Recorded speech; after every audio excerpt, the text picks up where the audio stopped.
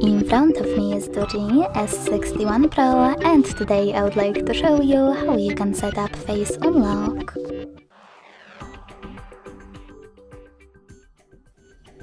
Begin by opening settings and scrolling down to access security. Then click on biometrics and password.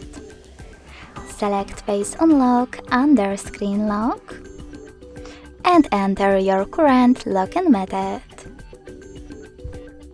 Following that, hit more at the bottom right corner and select I agree also at the bottom right corner. Remember to keep your face in frame and follow all of the instructions. When you're ready, tap on start.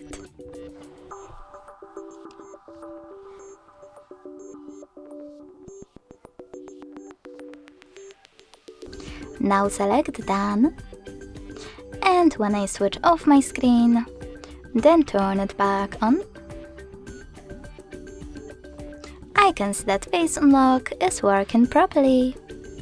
Thanks so much for watching. If you enjoyed this video, leave a like, comment and subscribe. Bye!